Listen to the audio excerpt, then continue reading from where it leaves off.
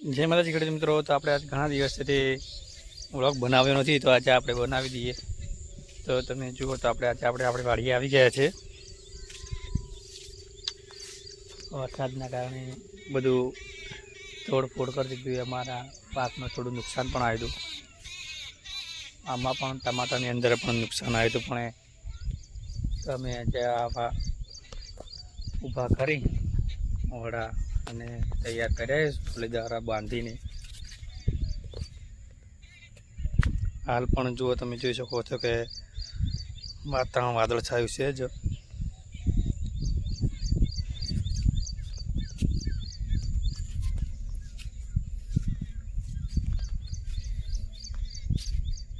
મારા ઘણું બધું નુકસાન હતું। ટમાટા આવી રીતના બધા નમાઈ નાખ્યા હતા, પણ અંદર ભરી પાછા ઊભા કરીને ચાય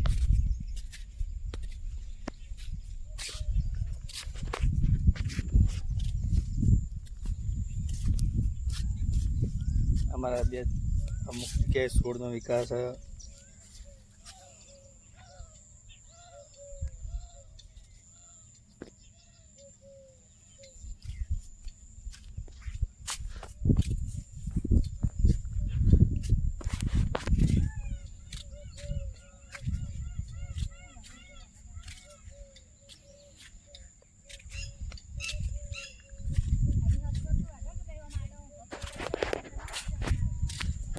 વરસાદના કારણે જો ડુકા પાજીને છે। એ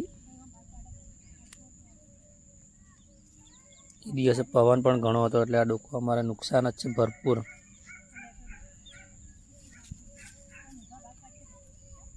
બાંધેલો હોવા છતાંય અને વાયરાના કારણે નુકસાન કેટલું થયેલું છે।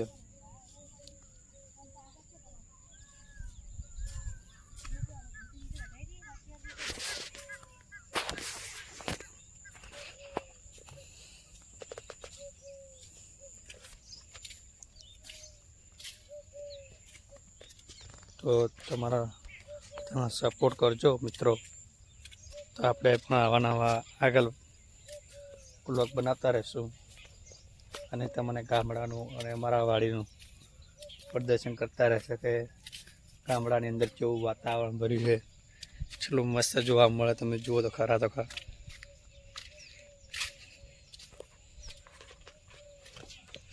કહેવાય કે સુકૂન ભરી જગ્યા કહેવાય ને, એકદમ ઠંડુ વાતાવરણ,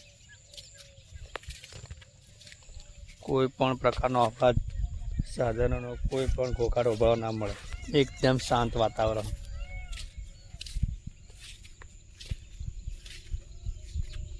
ખાલી જનાવરોનો પક્ષીઓનો કલરવ અવાજ ચલો મધુર સાંભળવા મળે। તમને અંદર સંભળાય મોબાઈલની અંદર તો કે કોમેન્ટમાં જણાવજો કે ના પક્ષીઓનો અવાજ સંભળાય છે અંદર।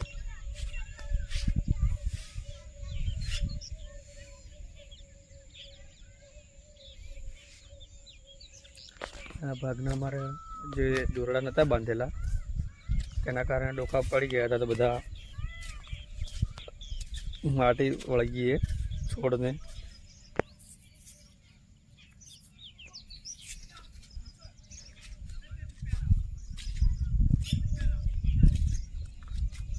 આખું અમારે ટમાટાનું વાવેતર કરેલું, એને પાછળ જે બાજુ દેખાય તે એ રીંગણનું વાવેતર કરેલું છે। વરસાદના કારણે ખોડ નીકાળી નથી શક્યા, તો તમે જુઓ હવે ટાઈમ મળશે તો વરસાદ હવે આ 2 દિવસથી રહી ગયો એ કાઢવો પડશે હવે।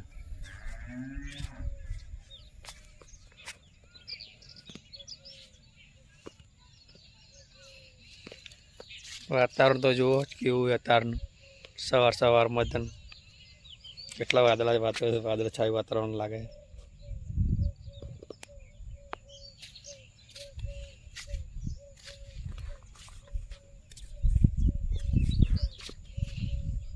તો અમારા ખેડૂત મિત્રોને અમે આવી રીતના ઘણા લોકો સપોર્ટ કરજો,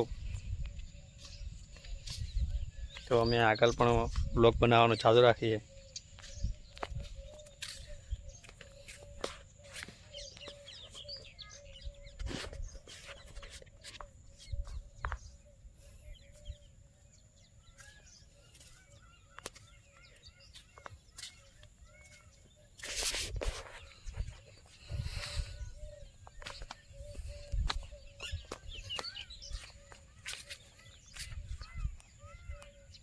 અહીંયા ચોક્કસ ટમાટો દેખ્યું હતું, જોઈ લો આપણે ટમાટો એક જ છોડને આવ્યું હાલ.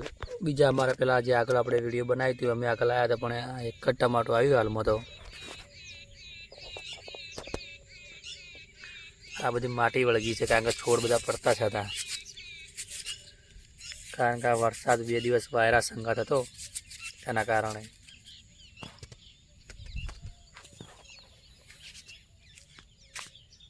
તો તમારો બધાનો સાથ સહકાર સપોર્ટ મળે તો અમે આ રીતના બ્લોગ બનાવશું.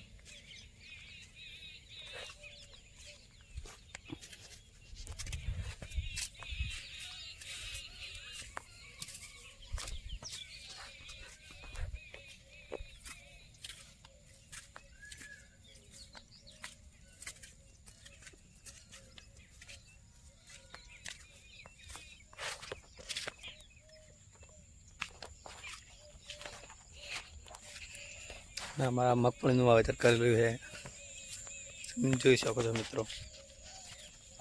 પણ લાગતું નથી કોણ તો વરસાદના કારણે મગફળીમાં કોઈ નીકાળવા નહીં શક્યતા, બગાડો કરાવશે પહાડ.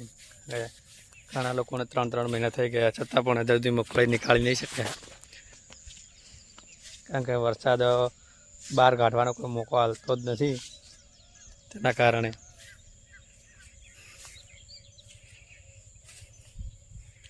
તો ચલીએ આપણે પછી બીજા બ્લોકમાં મળીશું. તો હવે આપણે મૂકીએ. તમે જોઈ શકો છો કે પેલી ગુડિયા કેવી રીતના ઉગાડી થઈને ગામડાની અંદર અમારે ફરી જુઓ ખાલી.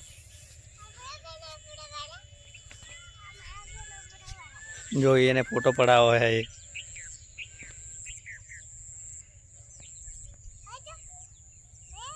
તાર ફોટો નહીં આવ્યો એટલે સેટા ચોથી ફોટો આવે આવી ના ઉઘાડી થઈને જમાઈ ગઈ, ઉઘાડી થઈને જમાઈ લુગડા તો પહેરે નહીં. કને પુલકું ના પહેરાયું? હા તો તું ઉઘાડી થઈને જમાઈ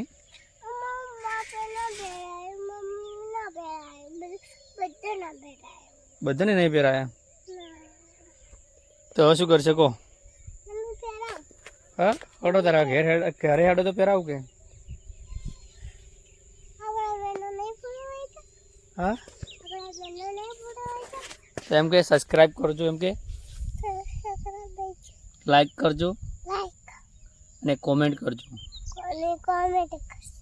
અને આવા નવા મારા બ્લોગ જોતા રહેજો. ચલો જય માતાજી. જય માતાજી.